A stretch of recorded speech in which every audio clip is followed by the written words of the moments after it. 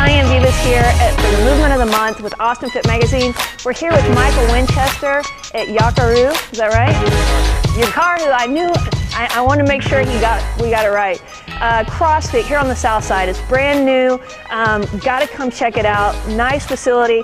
What we're going to show you today is actually taking a look at a mobility movement, a stability movement that you guys might be familiar with, but really pointing out some teaching things and coaching things that we want to make sure you don't miss.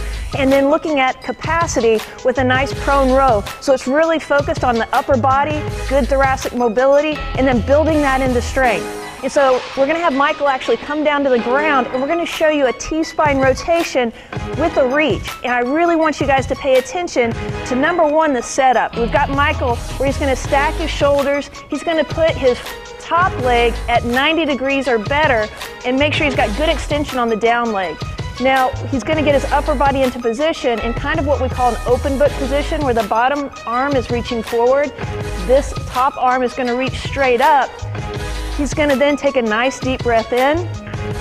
As he releases that deep breath, he's going to rotate the upper body, working on thoracic mobility, and he's going to reach. What you're going to want to pay attention to is there a nice diagonal, what we call proprioceptive or diagonal line, PNF pattern that we want to make sure that you get, so you get that complete rotation and the thoracic mobility has an opportunity to completely open up as much as possible.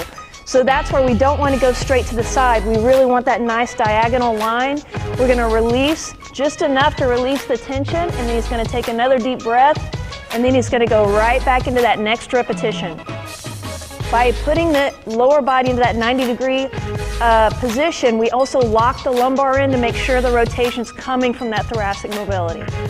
All right, so now what we're going to do is we're going to move on to a movement you guys are probably really familiar with, the Turkish get-up, but we're going to do what we call the half get-up, which really focuses on the lower position and the post position for the upper body stability. So Michael's going to set his position. You're going to notice he's actually going to roll from the fetal position onto his back, good safe position close to the body. Then he's going to take both hands to press into full extension of the arm and post.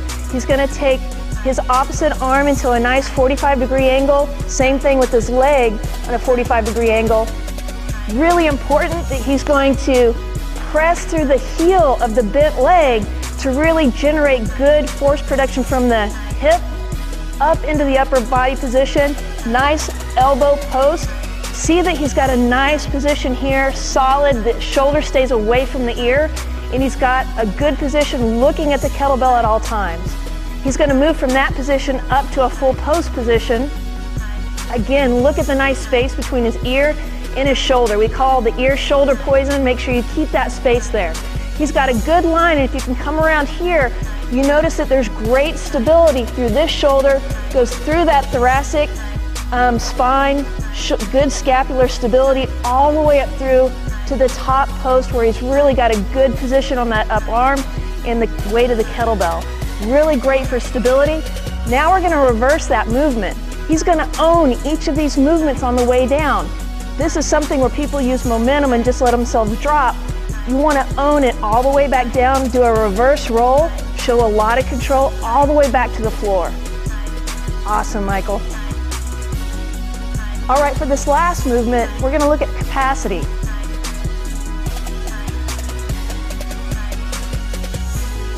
So what he's going to do, he's going to get a good position in a plank position, slightly elevated so he's in a good stable position, because we're going to use a good amount of weight for the prone row to where he's starting in the plank and he's going to perform a row from that bottom position while he's facing down. Notice that line of pull where that elbow comes straight up towards the ceiling, and he's got a lot of control all the way down. He's not hitching the arm, which is a common mistake. He's just pulling that forearm straight up towards the ceiling. Nice, awesome.